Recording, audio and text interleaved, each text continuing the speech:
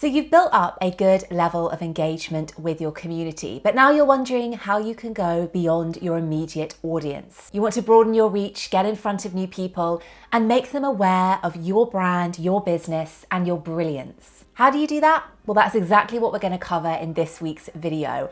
But if engagement isn't popping right now for you, if you're still wondering how you can actually deepen relationships with your community, get up that engagement rate, and really feel confident that you know what your audience wants, then definitely check out this video after this one, because there's no point chasing growth and worrying about your reach until you have a good handle on your existing followers and until you know that you have a good relationship with them and until you have a good engagement rate with your existing community. So focus on that first, and then you can think about how to expand your reach. So just before we get into the juicy tips, don't forget to hit that subscribe and bell button so you never miss a new video when it drops every single Friday on this channel.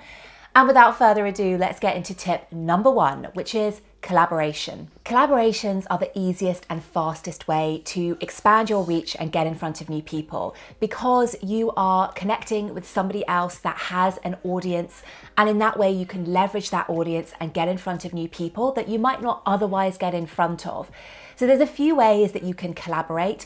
I think that going live with somebody else is one of the best ways to do a collaboration.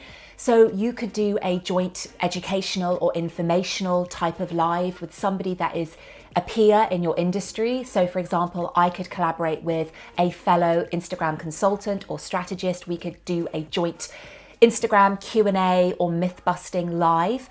But I could also collaborate with somebody that isn't a direct competitor, but that is a complementary business to my own.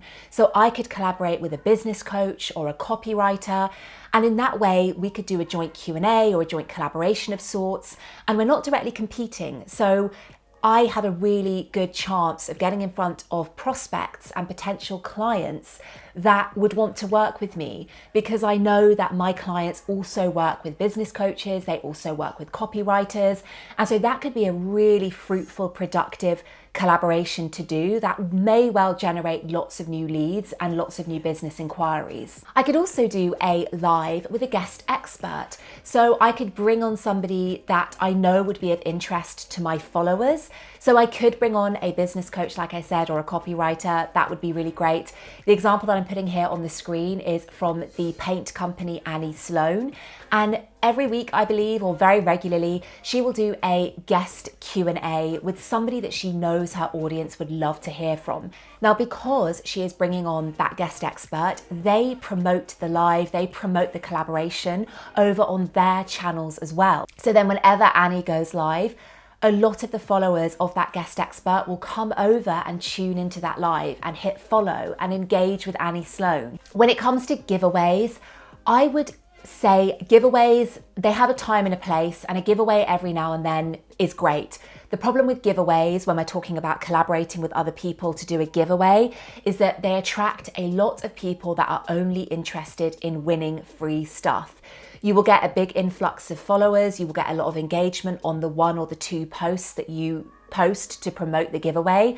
But then after that, you have a lot of people that either drop away or unfollow because they're not interested in you. They were only interested in the free stuff. Or you'll have a lot of people that remain following you, but that aren't engaged. That's why going live, when we're thinking about being more strategic and growing for the long term and actually growing followers that are actually interested in us and potentially buying our products or working with us in the future, going live is much more strategic and beneficial than doing short-term, quick win giveaways. So tip number two for expanding your reach and growth is shareable content. So shareable content, it tends to look like text graphics, repurposed or screenshotted tweets, or GIFs and memes. They are that content that really triggers an emotion within your audience.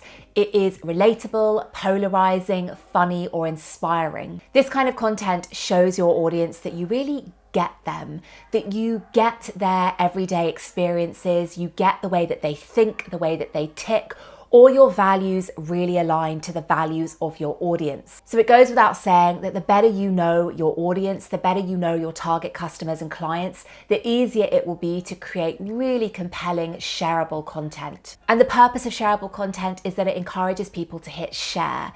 So they will either share it with their direct communities via their Instagram stories, or they will share it with their friends and families via the DMs. And in that way, you are getting in front of new people and new audiences that you might not otherwise ever have gotten in front of. So tip number 3 is saveable content. Creating saveable content is a great way to get in front of new people, because when you rack up a lot of saves on a post, it helps push you further. And I have seen this with my own content, with this piece of content here, and actually with multiple pieces of content, but I'll focus on this one here. With this piece of content, it generated so many saves that it actually helped this post get to the explore page. And in that way, I got found by lots of new people, and I generated quite a few follows for this post. So to make really great saveable content, you want to make helpful, informative, educational content. How-tos, tips and tricks, tutorials, myth busting. The kind of content that people want to go back and reference later because it is really helpful and inspiring and educational. Carousel posts are a great content format for really great digestible, saveable content. So the next tip to get in front of lots of new people and expand your reach is to create Instagram Reels. You don't have to replace all of your content with Instagram Reels, but try incorporating at least one a week into your content plan.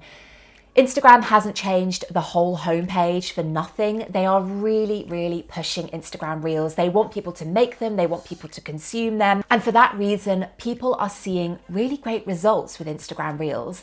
And not only that, but unlike many other types of content on Instagram, Instagram Reels have got a bit of that evergreen factor going on. And what that means is that they have a longer lifespan than a lot of other types of content on Instagram.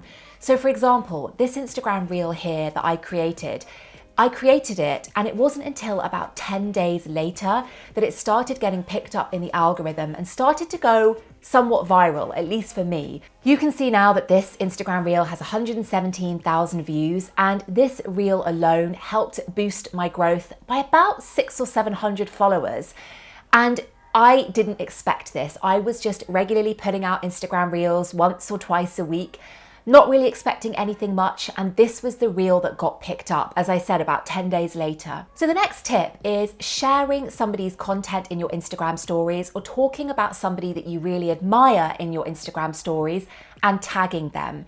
Now, this isn't something that I recommend doing in a spammy way. You have to be intentional and thoughtful about it. Don't do it as a quick win tactic, because people see right through that, and if they can see that you're doing it just to be spammy, which happens a lot, then I would just avoid doing it. But if there are people that you admire and you see somebody's content, or you see somebody showing up in a certain way on Instagram and you really enjoy it and you really respect it, and there's something you want to say about it, then make an Instagram story that is expanding on why you are sharing this person or you're sharing their content. Give some key takeaways, give your thoughts, like I said, in a thoughtful way that will give value to your audience, but also will show that person that you're tagging that you actually are tagging them because you care, because you have engaged in their content in some way and you aren't just being spammy. And last but not least, use Instagram hashtags strategically. Now, the reason I've put this last is because Instagram hashtags do still play a key role in expanding your reach and getting you in front of new people, but they are not the be all and end all. And really, if you don't have your content strategy down pat, if your content isn't really great and engaging and resonating with your audience, then hashtags aren't going to do very much for you. I talk about hashtags and the right hashtag strategy to have in 2021, and also my perspective on hashtags in 2021 in more detail in this video. So go and check that out after this one if you want to get more detail on hashtags. But as a summary, hashtags are great and I do recommend using them, but they should not be your focus. There are so many other things that you should be focusing on, primarily your content. And actually your content can get in front of lots of new people without hashtags if it's really, really good. So consider hashtags to be the cherry on top of a really good cake, the really good cake being your really good content. but don't think of them as a life raft or a parachute. They're not going to save content that isn't really great. So do use hashtags and do use them strategically, but make sure that your Instagram profile is optimized, that your content is really great before you start obsessing over Instagram hashtags. That's all for this week's video, guys. I really hope you enjoyed it, and I hope you feel a bit more confident about how you can expand your reach and get in front of new people. Hopefully some of these tips have provided some really great takeaways for you. Let me know if you have any questions in the comment box below. And don't forget to hit the subscribe and bell button. I will see you next week for a brand new video. And just before you go, don't forget to check out this video here, which is all about Instagram hashtags, my perspective on them and the hashtag strategy that I think you should have in 2021. And this video here, which is a month worth of Instagram post ideas for converting more followers into customers, because we all want that. I'll see you next week for a brand new video. Thank you for watching. Bye.